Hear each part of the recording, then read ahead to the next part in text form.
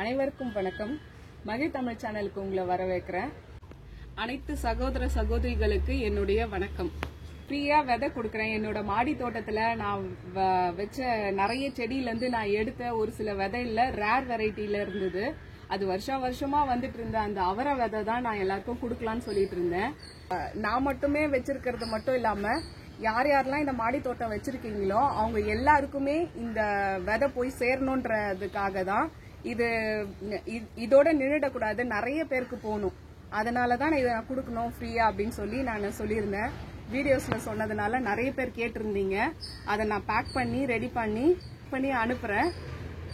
மாடி தோட்டம் வைக்கிறது உண்மையிலே ரொம்ப பெரிய கஷ்டமான வேலை தான்.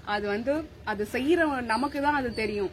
எல்லா விதையுமே பேக் பண்ணி அவங்களோட யார் யாரெல்லாம் கேட்டிருந்தீங்களோ அவங்களோட பேரு, அட்ரஸ், ஃபோன் நம்பரோட நான் பேக் பண்ணி அனுப்புறேன். ஆல்ரெடி பேக் பண்ணி வச்சுட்டேன். இன்னைக்கு கண்டிப்பா நான் அனுப்பிச்சிடுவேன். அதுக்கப்புறம் எத்தனை நாள் வரும்னு எனக்கு தெரியல. இதுதான் ஃபர்ஸ்ட் டைம்ன்றதுனால இதுக்கப்புறம் பாத்துக்கோங்க. இன்னைக்கு மண்டே, திங்கக்கிழமை நான் போஸ்ட் ஆபீஸ்ல போய் நான் போட போறேன்.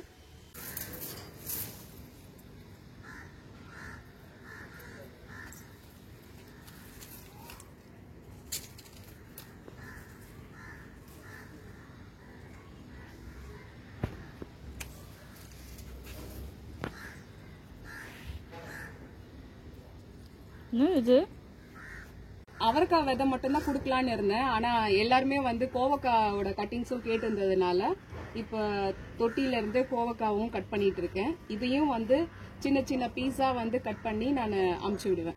இந்த அவரைக்காய் விதைலாம் இந்த தோல் உரிக்காம அப்படியே மொத்தமாக தான் வச்சிருந்தேன் பையில. 1 மாசம் தான் ஆகுது எடுத்து வச்சு. அதுக்குள்ள பூச்சி நிறைய வந்துருச்சு.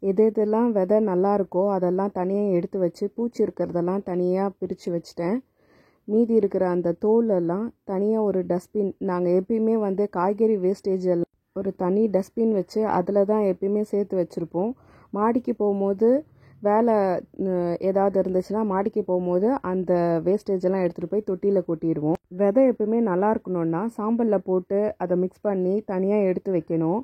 என்கிட்ட சாம்பல் இல்லாததுனால கொட்டாங்குச்சி இருக்குது. அதை நல்லா பற்ற வச்சு அதில் வர அந்த கறியெல்லாம் சேர்த்து நல்லா தூளாக்கி அதில் தான் அந்த அவரைக்காய் விதையெல்லாம் போட்டு மிக்ஸ் பண்ணி வச்சுருக்கேன்.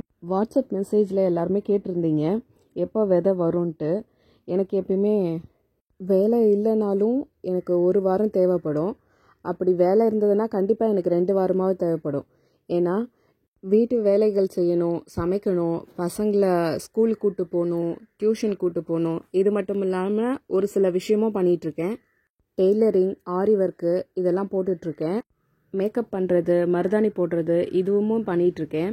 ஃப்ரெண்ட்ஸோடு சேர்ந்து ஒரு சின்ன பிஸ்னஸும் பண்ணிகிட்ருக்கேன். தொக்கு வெரைட்டி, பொடி ஐட்டம்ஸ் எல்லாம். ஸோ இவ்வளோ வேலையும் நான் செஞ்சிட்ருக்கிறதுனால எனக்கு கண்டிப்பாக டைம் இருக்காது. எனக்கு எப்போ டைம் கிடைக்குமோ அதுக்கு நான் டைம் ஸ்பெண்ட் பண்ணி அதில் தான் என்னால் விதையை உங்களுக்கு நான் போஸ்ட் பண்ண முடியும். இத்தனை பேர் கேட்கறதுனால நான் இதுக்கப்புறமும் என்கிட்ட விதைகள் இருந்துச்சுன்னா கண்டிப்பாக நான் மறுபடியும் கொடுப்பேன். என்னோட வீடியோஸை பார்த்துட்ருங்க.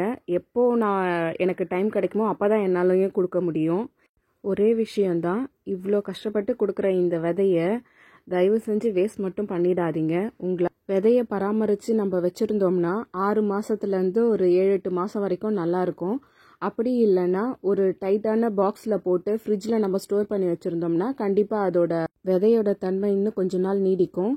விதை முளைப்பு திறன் நல்லாவே இருக்கும். போட முடியலனா அட்லீஸ்ட் வேற யாருக்காவது உதவும் தெரிஞ்சுதுன்னா அவங்களுக்காவது கொடுத்துருங்க. ஏன்னா அதை பயன்படுத்தி அவங்களே உங்களுக்கு திருப்பி விதையை கொடுக்கறதுக்கான வாய்ப்பு இருக்கும். ஏன்னா எங்களுக்கெல்லாம் அது மாதிரி நிறையவே நடந்திருக்கு. அதனால தான் சொல்கிறேன். கத்திரிக்காய் விதையும் கேட்டிருந்தீங்க. அது இப்போ தான் காய்ச்சிட்ருக்கு. இன்னும் விதைக்காக நான் இன்னும் விட்டேன்னா கண்டிப்பாக அதுவும் தரேன் நான். இப்போதைக்கு என்கிட்ட குண்டு கத்திரிக்காய் தான் இருந்துச்சு. அதுவும் கிராமத்துலேருந்து கிடச்சது தான் எனக்கு. ஒரே செடியில் அவ்வளோ காய் நிறைய காய்ச்சது. அந்த வெரைட்டி தான் நான் இப்போ வச்சுருக்கேன். அதையும் சேர்த்து உங்களுக்கு நான் கொடுக்குறேன். அது மட்டும் இல்லாமல் வெள்ளரி பழ விதை, அது வருஷம் நாங்கள் போடுவோம். அதையும் சேர்த்து நான் உங்களுக்கு கொடுக்குறேன். இந்த வெள்ளரி விதையை மட்டும் இப்போ நீங்கள் போடுங்க. மற்ற அவரைக்காய், கத்திரிக்காய் இதெல்லாம் ஆடி மாதம் ஆடி மாதத்துக்கு முந்தின மாதம் அப்படி மட்டும் நீங்கள் போடுங்க. இப்போ போடாதீங்க. ஏன்னா வெயில் ஜாஸ்தியாக இருக்கிறதுனால அந்தளவுக்கு செடி வளராது, ரொம்ப சோர்ந்து போயிடும். அதனால் அவரைக்காவும் கத்திரிக்காய் இதெல்லாம் வந்து ஆடி மாதத்தில் போடுங்க.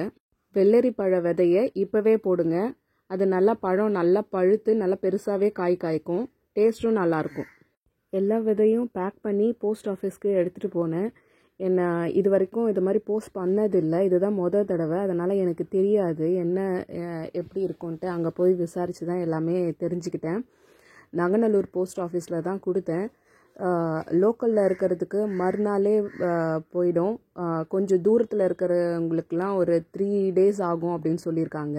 கொடுத்த அவரையில் 2 அவரை விதை மிக்ஸ் ஆகிடுச்சு.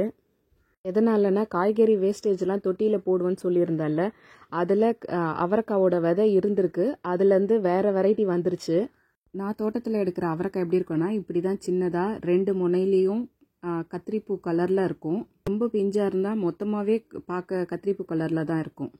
வேறு வெரைட்டி அவரைக்காய் வந்து எப்படி இருக்கும்னா பட்டையாகவும் இருக்கும், அகலம் டார்க் பச்சை கலர்லேயும் இருக்கும்.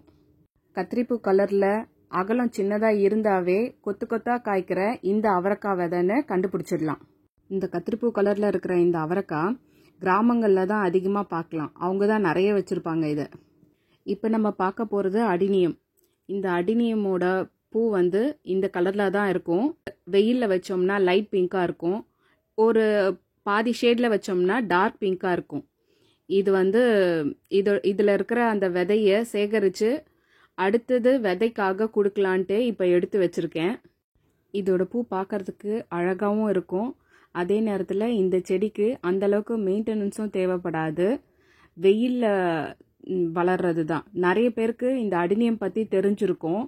வாட்ஸ்அப் மெசேஜில் நான் இப்போ தான் தோட்டம்லாம் வைக்க ஆரம்பிச்சிருக்கேன் அப்படின்னு சொல்லியிருந்தீங்க. அவங்களுக்கு இந்த அடினியம் பற்றின தகவல் உபயோகமாக இருக்கும்னு நினைக்கிறேன். இதோட விதை இப்படி தான் இருக்கும். நெல் மாதிரி ரொம்ப மெல்லிஸாக நீட்டாக இந்த அளவுக்கு தான் இருக்கும். இது இருக்கிறதில்ல, இது மட்டும்தான் விதை. அடுத்ததாக விதை கொடுக்கும் போது இது கொடுக்கலான்ட்டு தான் இப்போ எடுத்து வச்சுருக்கேன். இந்த அடினியம்லேயே நிறைய கலர்ஸ் இருக்குது. ஆனால் பேசிக்காக எல்லா இடத்துலையும் கிடைக்கிற ஒரே கலருன்னா இந்த பிங்க் கலர் தான். நம்ம ஆசைப்பட்டு என்னதான் ரோஸ் செடியை வாங்கி வச்சாலும் அதுக்கு மெயின்டெனன்ஸும் நிறைய தேவைப்படுது. வெயில் டைமில் அதை வந்து பராமரிக்க முடியாமல் போயிடுது. இந்த அடினியம் பிளான்ட்டுக்கு வந்து இந்த அளவுக்குலாம் கஷ்டப்படணும்னு அவசியமே கிடையாது. கொஞ்சமாக தண்ணி விட்டாலும் பரவாயில்ல, எல்லா நேரத்துலையும் நல்லாவே இருக்குது. அதனால் நானும் என் ஃப்ரெண்டும் சேர்ந்து ஆன்லைனில் வேறு கலரில் அடினியம் பிளான்ட் கிடைக்கிது. அதை நாங்கள் ஆர்டர் பண்ணி எங்கள் தோட்டத்தில் இப்போ வளர்த்துட்டு வரோம். இதுக்கு முன்னாடி எடுத்த அடினியம் விதையெல்லாம் தொட்டியில் போட்டு அதெல்லாம் நிறைய செடி வர ஆரம்பிச்சிடுச்சு. என்னோடய வீட்டுக்கு ஃப்ரெண்ட்ஸோ ரிலேட்டிவ்ஸோ யார் வந்தாலுமே என் வீட்டு மாடி தோட்டத்தை பார்க்குறதுக்கு ஆவலாக வருவாங்க. அவங்கள யாருக்கு செடியெல்லாம் விருப்பமோ அவங்களுக்கு என்னென்னலாம் தேவையோ அது கொடுக்கறது என்னோடய வழக்கம். அதே மாதிரி இந்த அடினியம் பிளான்ட்டை வந்து கொடுக்கறதும் வழக்கமாக வச்சுருக்கேன். இல்லை நம்ம எங்கே வாங்கினாலுமே இந்த அடினியம் பிளான்ட்டு 4-5 வருஷம் ஆயிடுச்சுன்னா 500 ரூபாயிலேருந்து 1000 rupees வரைக்கும் கண்டிப்பாக சொல்லுவாங்க இதோட ரேட்டு. அடுத்ததாக உங்களுக்கு நான் கொடுத்த அந்த கோகா கட்டிங்கை எப்படி வைக்கலாங்கிறத பார்க்கலாம். இது கொஞ்சம் தடியாக இருக்கும். தடியாக இருக்கிறது 2 மட்டும் எடுத்திருக்கேன். மற்றதெல்லாம் வந்து சின்னது தான் எடுத்திருக்கேன். அதோட தண்டு வந்து ரொம்ப சின்னதாக இருக்கிற மாதிரி தான் எடுத்திருக்கேன். இப்போ இதை என்ன பண்ணலான்னா இந்த இடத்துல வந்து கொஞ்சம் தூரம் வரைக்கும் நம்ம இதை கட் பண்ணிடணும். இது வரைக்கும் கட் பண்ணிட்டு எதில் வந்து நம்ம ஊனி வைக்க போகிறோமோ மண்ணில் அந்த பக்கம் மட்டும் கொஞ்சமாக கட் பண்ணிவிட்டு இது முளைக்கிறத அந்த இடம் இது அந்த கணு இந்த இடத்துல தான் இருக்குது. லைட்டாக கத்தியில் இப்படி கீறி விடணும்.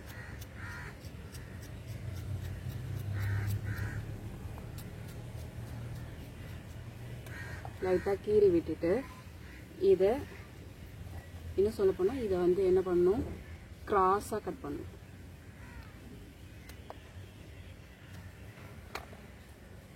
இப்படி பென்சில் சீவுற மாதிரி கிராஸாக கட் பண்ணி இதை வந்து இப்போ இங்கே வச்சிடணும்.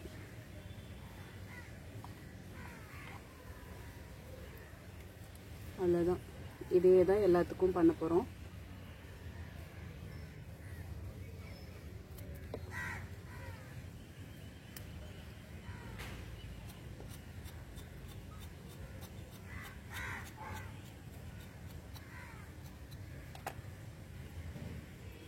கணு இல்லாத இடத்துலையும் வைக்கலாம்.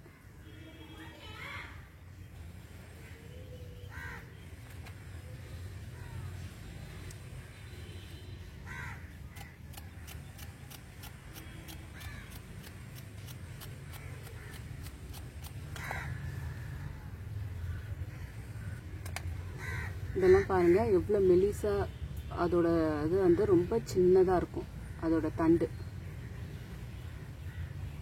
நார்மலாக இருக்கிற எந்த ஒரு ஊட்டச்சத்தும் போடலை இதில். நார்மலாக இருக்கிற மண் தான், பழைய மண்ணில் தான் அதை நான் வச்சுருக்கேன்.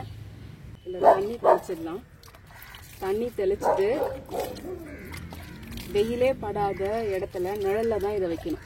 ஏன்னா இதுக்கு தண்ணி தெளிச்சு விட்டால் மட்டும் போதும், மண் நல்லா டைட்டாக இருக்கும். வெர்மி கம்போஸ்ட்டு, தொழு உரம் இதெல்லாம் சேர்ந்த மண் கலவையில் நம்ம ஊனி வச்சோம்னா கோக்காவோட தண்டு முளைப்பு திறன் சீக்கிரமாக இருக்கும். அடுத்த முறை இந்த அடினியம் விதையை கண்டிப்பாக நான் உங்களுக்கு ஃப்ரீயாகவே கொடுக்குறேன்.